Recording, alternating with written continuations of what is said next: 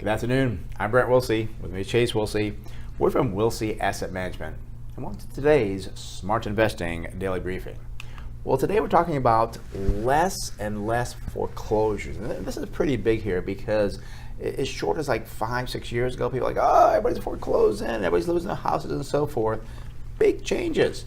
29.5% drop in June. And this is just from last June, so about a 30% drop year over year in foreclosures. And look at this total number in June, only 38,000 foreclosures in June. So the numbers come down a lot in a few years. I mean, that 38,000, still a foreclosure, still unfortunate, way off the peak. As you can see, the peak here back in September 2010, 117,835. So we saw a lot of foreclosures at the peak of the foreclosure market. Also, 6.3 million foreclosures dating back to September 2008. So things are looking better here. Right. And what this shows me too is that there was a lot of great opportunities back in this time frame and so forth. Not such great opportunities now because foreclosures are a great way to invest if you get a good property. But that is virtually gone now. There's not many left there you can really work with. So it also shows me that people are, generating enough income to pay for their house, which is, very good sign for the economy. Exactly, positive sign there.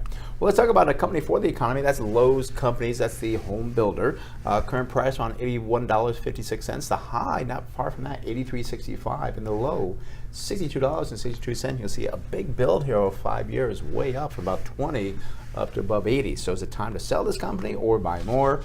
Look at the numbers. We'll try to point in the right direction. We do see sales looking pretty good, up 5.7%. Earnings per share climbed by 6.5%. That's positive.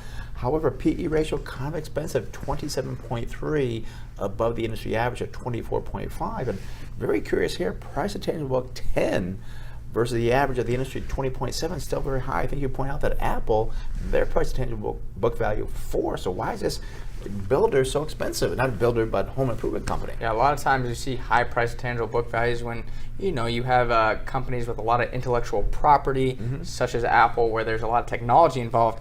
Lowe's, it's just stores. So very curious, we want to understand kind of what their assets are. Why are you paying so much for those tangible assets?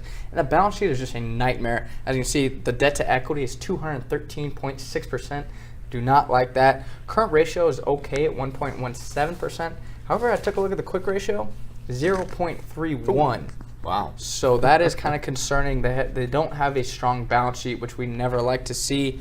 Going forward to January 2018, estimated earnings per share on a GAAP basis, $4.71, gives you a target sell price of $77.72. So it tells me you're paying a lot for the tangible assets, the future earnings, the past earnings over the last 12 months, and you don't get a very strong balance sheet. Not a huge fan of Lowe's. Yeah, could be time to unload this company, even though things look like they're going well. Kind of pricey, actually very pricey. So, well, I hope you enjoyed this edition of the Smart Investing Daily Briefing. If you'd like a free report on the 5 big mistakes investors make, give us a call at the office. Our phone number is 858-546-4306. And if you've missed any previous Smart Investing Daily Briefings, go to our website, smartinvesting2000.com.